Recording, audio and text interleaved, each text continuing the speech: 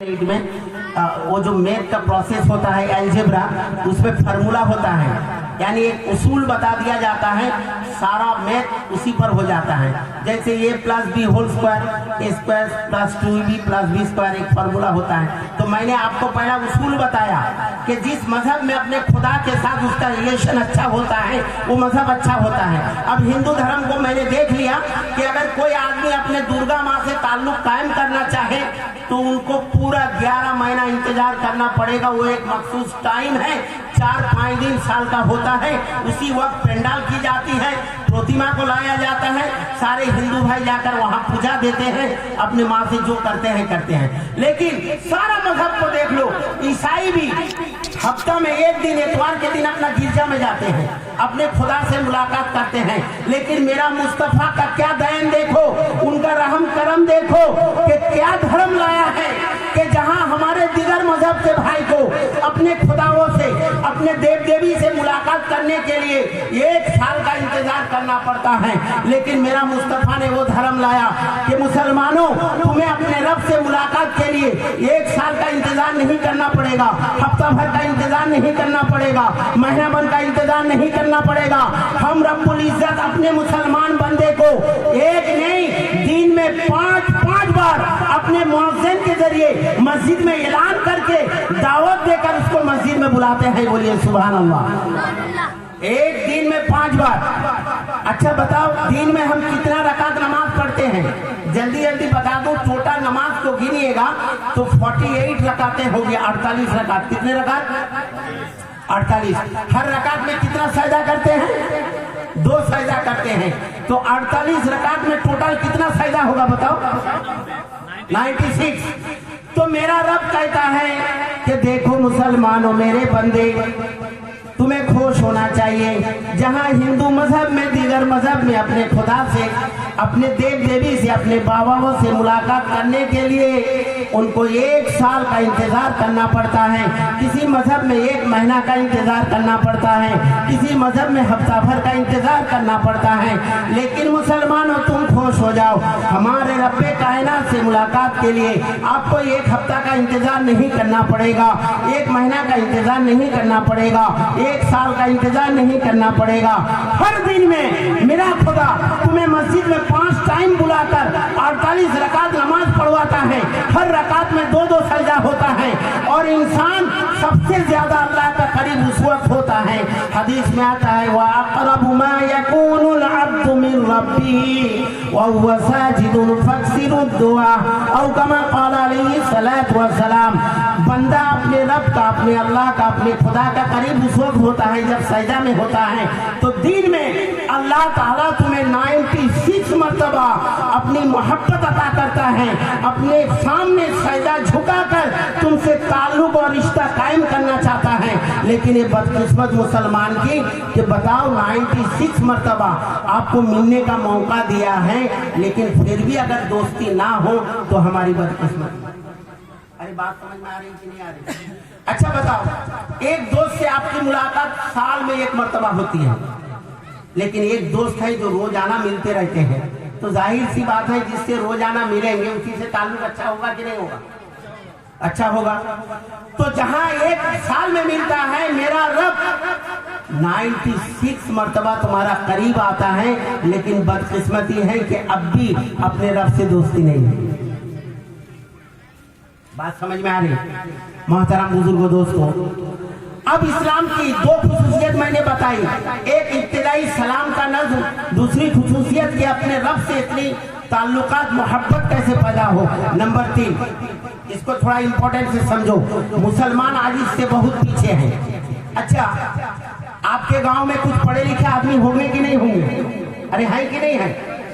चाहे college university में पढ़ा हो, चाहे मदरसा में पढ़ा हो, जाहिर सी बात है हर जगह का ये दस्तूर है कि हर पढ़े लिखे आदमी की इज्जत होती है। होती कि नहीं होती? अगर आपका गांव में कोई BA पास, MA पास, MBBS, IPS ये सब डिग्रियां होल्डर कोई होंगे तो जाहिर सी बात है आदमी उसकी इज्जत करेगा। करेगा कि नहीं करेगा? तो इससे पता चला जो हर दौर में, हर जगह, हर स्टेट पर, हर कंट्री पर पढ़े लिखे आदमी की कदर होती है। तो इस फुल मैंने बयान किया। अब नतीजा इससे ये निकाल रहा हूं, जाहिर सी बात है जिस मजहब में पढ़े लिखे तो ज्यादा इंपॉर्टेंस मिला होगा, ज्यादा अहमियत मिली होगी, वही मजहब अच्छा होगा। अरे होगा कि नहीं होगा? तो सारे मजहब को देख लो टटोल कर, रिसर्च करके, कि इस्लाम ने तालीम में जितना जोर लगाया इतना जोर कोई मजहब नहीं लगाया। अरे बात समझे कि नहीं समझे? कहोगे मुफ्ती साहब ये दावा हुआ, दलील दो। दलील बिल्कुल तैयार, थोड़ा गौर से समझो। अच्छा बताओ, मेरा जो हिंदू भाई है उनका देव देवी का पूजा कौन करता है? कौन करता है? ब्राह्मण एक मतलब मखसूस कम्युनिटी है, एक मखसूस ग्रुप है उनका जो वही पूजा करेगा। उनके अलावा जो दीगर आदमी अगर संस्कृत सब्जेक्ट में पीएचडी भी कर लेता है, पूरी रामायण महाभारत याद भी हो जाती है, उसको पूजा करने देगा? हाँ, नहीं देगा। तो जितना ही हमारे हिंदू कम्युनिटी जोर लगाए जो एजुकेशन इज मोस्ट इम्पोर्टेंट, उनका वो दावा झूठ है। जो तालीम ज्यादा अहमियत है, अगरचे वो मुंह में लगा रहा है, लेकिन उनका धर्म को टटोल कर देखेंगे, वहाँ तालीम की अहमियत नहीं है। एक बामून का घर का लड़का बामून, अगर संस्कृत में ओ आ बोलना भी नहीं आता है, अगर संस्कृत अल्फाबेट से वो सनक नहीं है, अगर वो जानता भी नहीं है, फिर भी खाता देख कर मंत्र पड़ेगा, लेकिन पूजा वही करेगा। लेकिन एक आदिवासी आदमी, वो भी हिंदू है, वो अगर संस्कृत सब्जेक्ट में पीएचडी भी कर लेता है, एमए भी कर लेता है, रिसर्च भी कर लेता है, पूरी रामायण याद कर लेता है, महाभारत याद करता है, लेकिन फिर भी उनको पूजा करने की अनुमति परमिशन नहीं मिलेगी। तो हम हिंदू भाई से पूछेंगे, जो तुम जो कहते थे तालीम की अहमियत है तुम्हारे धर्म में, कहाँ है? एक आदमी पीएचडी करा बैठा हुआ है, लेकिन पूजा वही कर रहा है जिनको 2-4 श्लोक याद होगा, इसलिए के बामून है। बात समझ में आ रही?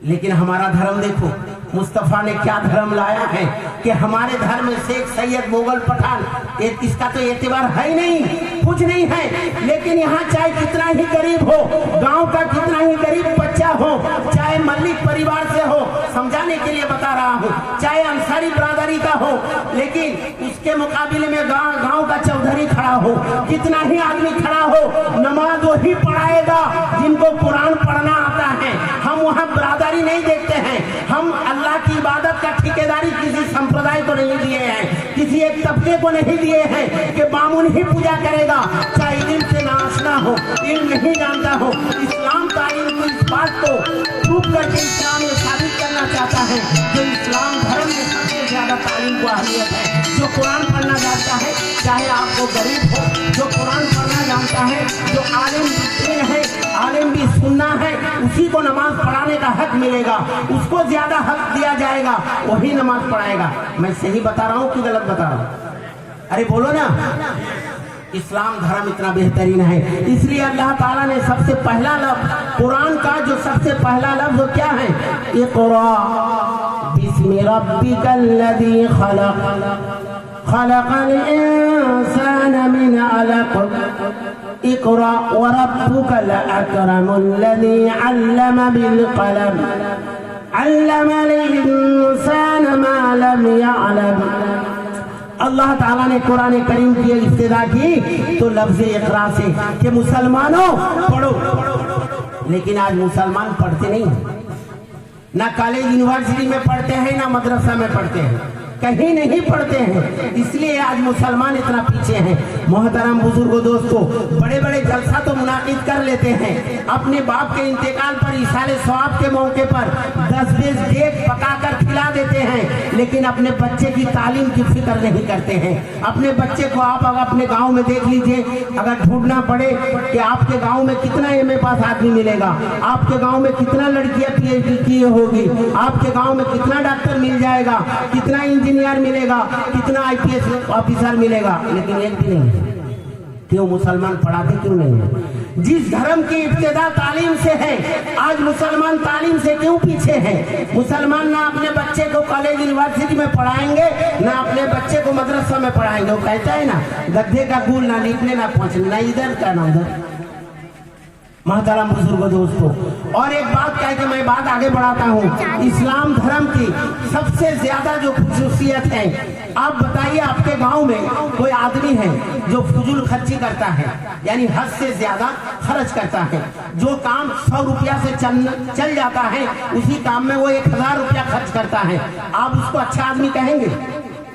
ارے کہو گے؟ جو زیادہ خرچ کرتا ہے اس کو اچھا آدمی کہو گے؟ نہیں کہو گے۔ تو اس سے نتیجہ یہ نکلا جس دھرم میں فضول خرچی کی اجازت ہو وہ دھرم اچھا نہیں ہے۔ آپ دوسرا دھرم کو دیکھیں، ہم آپ کو بتا کر جا رہا ہوں، آپ بیٹھ کر سوچئے گا، جو دوسرا دھرم کو دیکھیں، لاکھوں کروڑوں روپیہ خرچہ کر کے مورتی بنائیں گے، پینڈل ٹانگیں گے، اور 4-5 دن بعد اس کروڑوں روپیہ کا پرتمہ کا کیا حال ہوگا؟ سر نیچے پیر اوپر، ہوتا کہ نہیں ہوتا؟ تو لاکھوں کروڑوں روپیہ 5 دن میں برباد، کوئی فائدہ نہیں ہوا ہے۔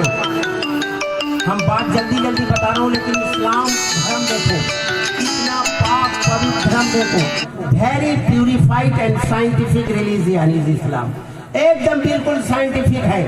دوسرا مذہب میں دیکھو لاکھوں کروڑوں روپیہ برباد کرتے ہیں، جس برباد کرنے کی کوئی وجہ نہیں تھی، خام خواہ پیسہ برباد کیا جاتا ہے۔ لیکن اسلام ایسا مذہب ہے، اسلام ایسا ریلیجن ہے جو یہاں ایکسٹرا ویگن کو کوئی گنجائش نہیں، فضول خرچ کرنے کی کوئی گنجائش نہیں۔ اسلام دھرم کا کوئی ریچول آپ بتائیے، کوئی رسم بتائیے جہاں فضول خرچ ہوتی ہے، کہیں فضول خرچ نہیں۔ کوئی کہے گا قربانی میں اتنا لاکھوں کروڑوں جانور ذبح ہوتا ہے، تو کہیں گے مسلمان کا حال تو یہ ہے کہ ناڑی بھوڑی ٹینگڑی اجڑی سب چبا کر کھا لیتے ہیں، ایک بالکل ٹکڑا بھی برباد نہیں کرتا ہے۔ تو مسلمان کہیں فضول خرچ نہیں کرتا ہے۔ اب اسلام میں جو فضول خرچ ہوتا ہے وہ اسلام کا طریقہ نہیں، کسی اور کا طریقہ ہوگا، ہمارا مذہب کا وہ طریقہ نہیں جو اسلام فضول خرچ کرے۔ محترم بزرگوں دوستو، اللہ تبارک تعالیٰ نے آپ کو بہت بہترین مذہب دیا ہے، بہت بہترین دھرم دیا ہے، لیکن کمی ہماری یہ ہے کہ آج ہم اور آپ اس مصطفیٰ صلی اللہ علیہ وسلم کی لائے ہوئے دین پر عمل کرنے کی کوشش نہیں کرتے ہیں، نبی کی سیرت کو اپنی زندگی میں اپنانے کی کوشش نہیں کرتے ہیں۔ اگر خدا کی قسم اس سیرت کو اپنا لو گے تو یہاں بھی کامیابی ملے گی، اور یہاں سے جانے کے بعد آخرت میں تو